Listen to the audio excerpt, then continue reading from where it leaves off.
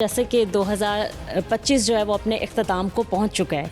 Sir, हम जानना चाहते हैं कि कारोबारी शख्सियात 2025 में या ताजर बरादरी कितने मुतमईन रही हैं 2025 को लेकर गवर्नमेंट के लिहाज से।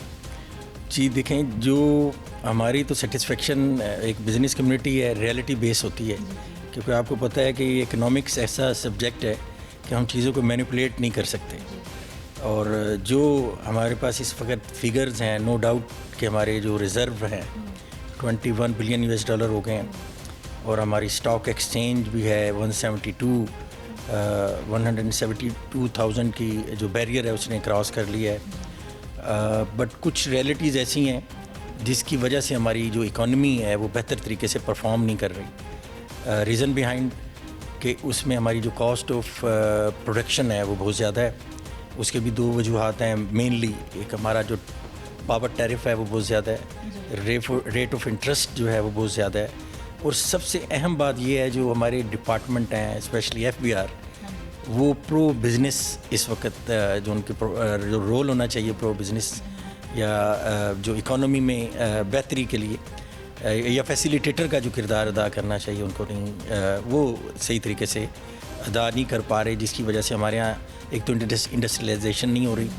और आपको पता है अगर इंडस्ट्रियलाइजेशन हमारे मुल्क में नहीं होगी तो they are the main source to produce आपके ये जो जॉब क्रिएशन, तो जॉब क्रिएशन भी नहीं होगी, बेरोज़गारी बढ़ेगी, लॉ एंड ऑर्डर ठीक नहीं होगा। तो ये सारी चीज़ें अगर हम मैनेज नहीं कर पाए सही तरीके से तो एक मेस क्रिएट हो जाएगा। सर, जैसे कि आपने कहा कि FBR का भी जिक्र किया, तो Lahore chamber of commerce and industries के FBR के साथ हमने देखा है पिछले दिनों कुछ अच्छे मामलात नहीं आए। इसके अलावा सर पब्लिक परेशान, ट्रेडर्स परेशान, फिर कुछ SROs बनाए गए, टैक्सेस लगाए गए, तो 2025 अच्छा नहीं रहा। तो सर वो क्या SROs? देखिए, मैं आपको ये बताऊं कि एक तो ये जो टैक्स कलेक्शन है ना, ये प्रोपोर्शनल है आपकी जो बिज़नेस एक्टिविटीज़ की। हमारी जो पहले ग्रोथ थी वो 3.8 थी, जो अब रह गई है 1.8। तो आपकी जो टोटल जो बिज़नेस का वॉल्यूम है वो रिड्यूस हो गया। तो अगर बिज़नेस वॉल्यूम रिड्यूस हुआ है तो आपकी टैक्स कलेक्शन का आपने जो टारगेट है वो पिछले साल से 26% बढ़ा दी है।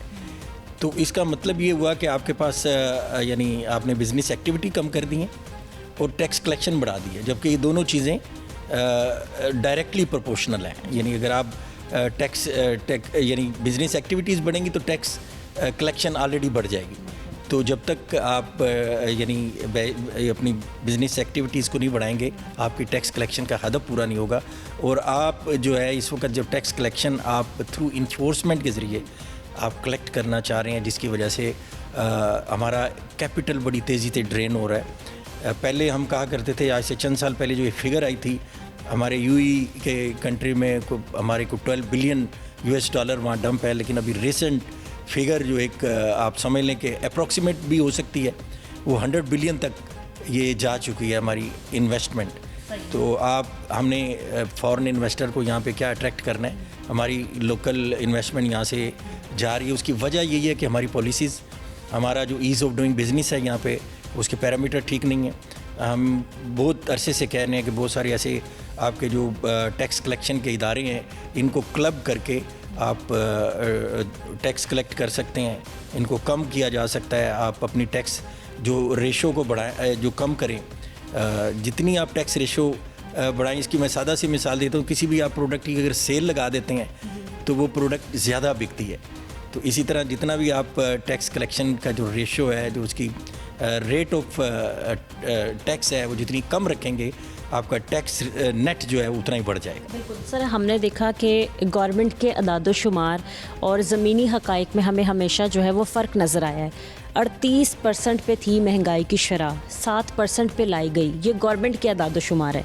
लेकिन जब हम ग्राउंड रियलिटी की बात करते हैं, उतर के लोगों से बात करने की कोशिश करते हैं, तो हमें ज़मीनी हक़ाइक़ कुछ और ही नज़र आते हैं। लोगों के पास इतना नहीं है। नहीं, मैं ताजरों की बात नहीं करी, आम शहरी की बात करी हूँ।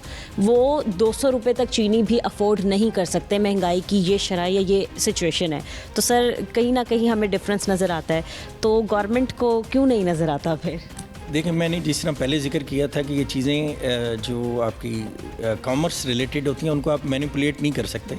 वो तो सिंपल सी, जिस तरह आपने लास्ट ईयर यही चीनी बिक रही थी 137 अब ये 200 को टच कर रही है, तो इसका मतलब है इन्फ्लेशन तो बड़ी है।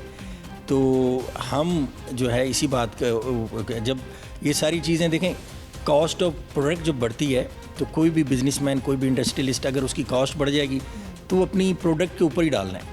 तो जब वो अपनी प्रोडक्ट के ऊपर डालेगा तो अल्टीमेटली तो जो उसका एंड यूज़र है, जिसे आप सारिफ कहते हैं, उस पे ये, तो ये जब चीज़ों की कीमत बढ़ जाएगी तो अल्टीमेटली इन्फ्लेशन बढ़ जाएगी। तो ग्राउंड रियलिटी ये कहती है कि आपके बहुत सारी ऐसी चीज़ें हैं जो पिछले साल कम उनकी प्राइस थी, अब बढ़ गई हैं, जिसमें स्पेशली जो ये फूड कमोडिटी होती है ना, इस पे देखें, आम चीज़ों से जो लग्जरीज आइटम है, अगर उनकी कीमतें बढ़ जाती हैं, आपको पता है हमारे यहाँ जो पॉवर्टी लेवल है इस वक्त 50% को टच कर रहा है। तो बहुत सारी चीज़ों पे जो लोग कंप्रोमाइज़ कर जाते हैं, लेकिन जो बेसिक नेसेसिटी हैं, खाना पीना या उसके बाद जो पहनना, उस पे कंप्रोमाइज़ नहीं होता। तो मैं ये चाहूँगा गवर्नमेंट को कि हम अपनी पॉलिसीज़ ऐसी रखें। कुछ चीज़ें, एक नेचुरल डिज़ास्टर की वजह से भी हमारे यहाँ जो ये लास्ट ईयर, ये जो इसी साल जो सैलाब आया था, उसकी वजह से भी हमारा एग्रीकल्चर जो स्ट्रक्चर था वो बैडली इफ़ेक्ट हुआ, जिसकी वजह से हमारी जो फूड प्रोडक्ट हैं, हमारी एग्रीकल्चर प्रोडक्ट हैं, उनकी कीमतें भी बढ़ी हैं। अल्टीमेटली उसका भी इस इन्फ्लेशन पे डायरेक्टली उसने भी उसको असरअंदाज हुई हैं वो चीज़।